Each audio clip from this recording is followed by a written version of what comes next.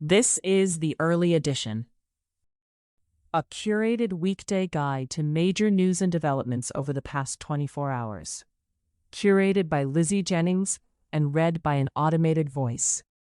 Published May 12, 2026 on Just Security, an essential resource for those shaping a just and secure world.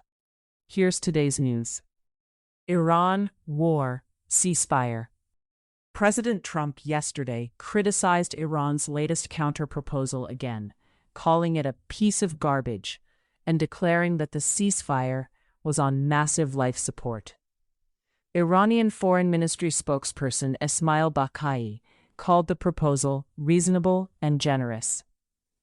Two U.S. officials told Axios that Trump is leaning towards taking some form of military action against Iran to increase pressure and force concessions on its nuclear program.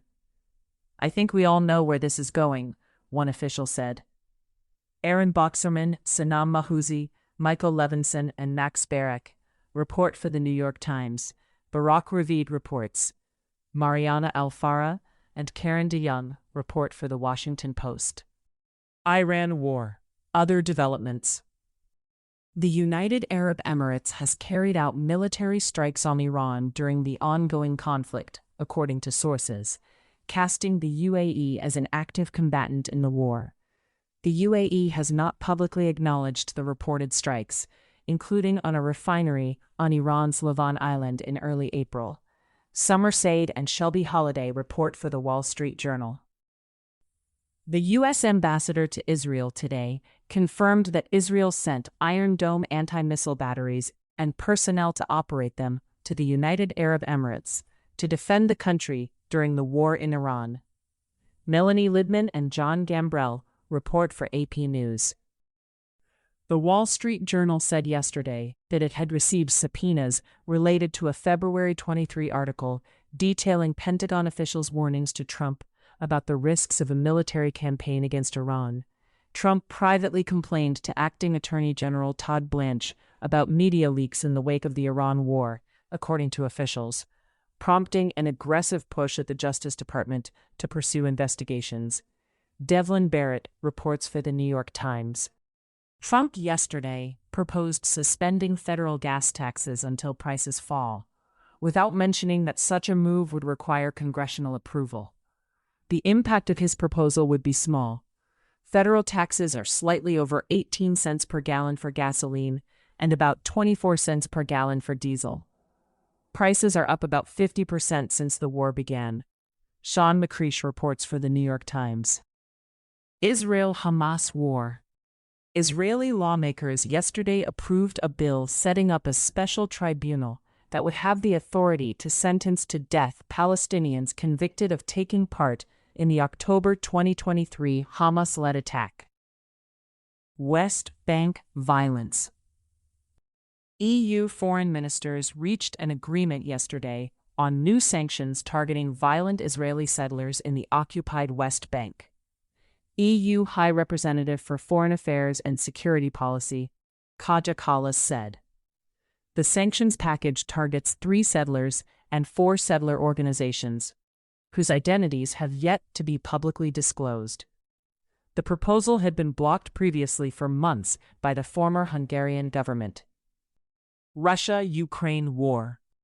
Andriy Yermak, the former chief of staff to Ukrainian President Volodymyr Zelensky, has been formally accused of involvement in a multi-million-dollar corruption scheme, according to yesterday's announcement from Ukraine's National Anti-Corruption Bureau and Special Anti-Corruption Prosecutor.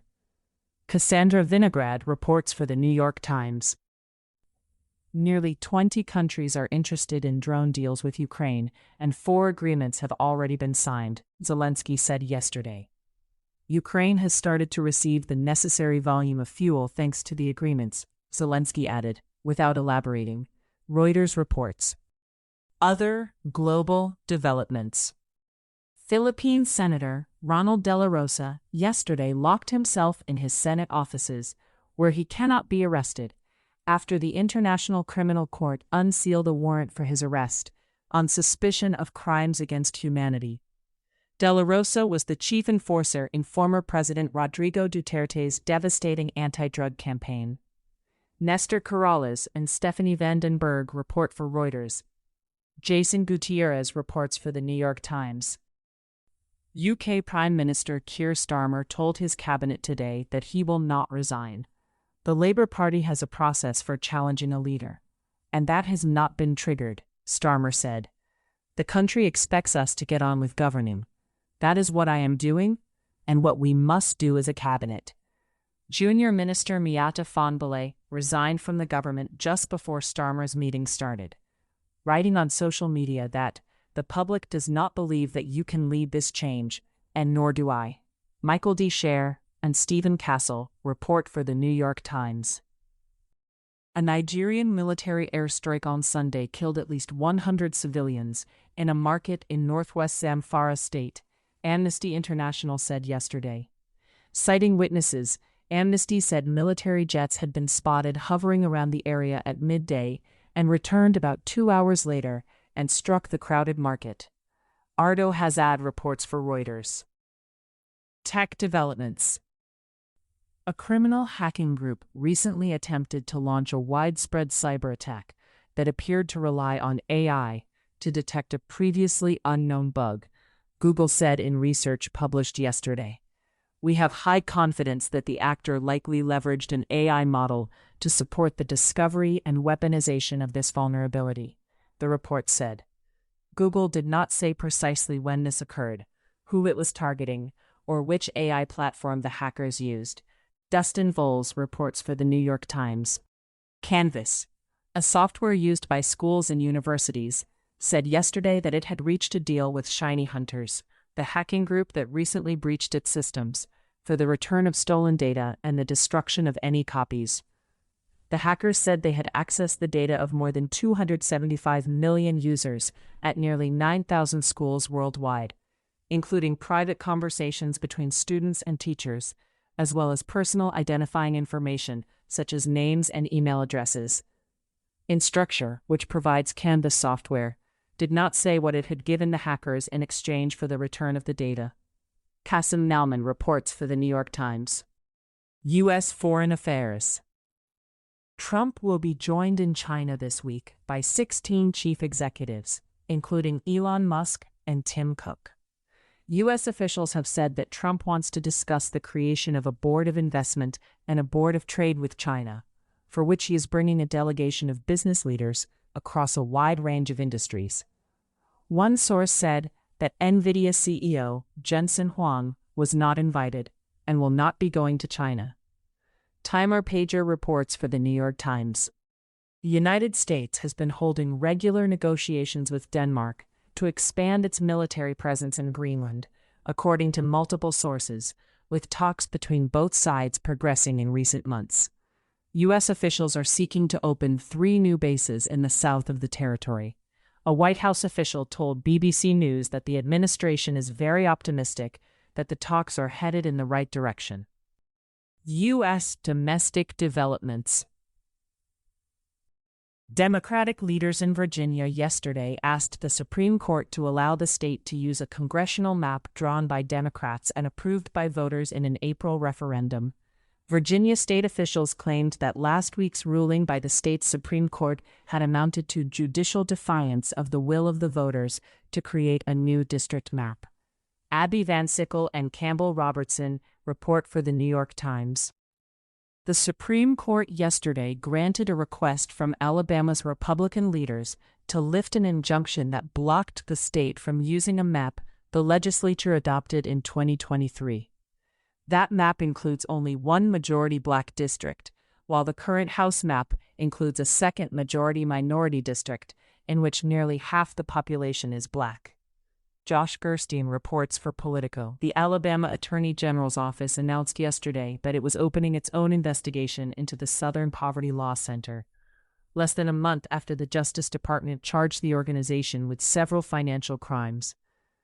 Thanks to the DOJ's action to deal with the SPLC, the state's efforts have now received a shot in the arm, the Attorney General, Steve Marshall, said in a statement.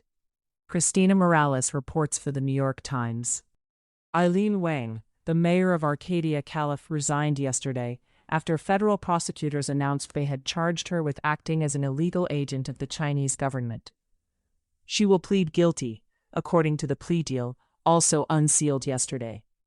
Pooja Salhotra reports for the New York Times.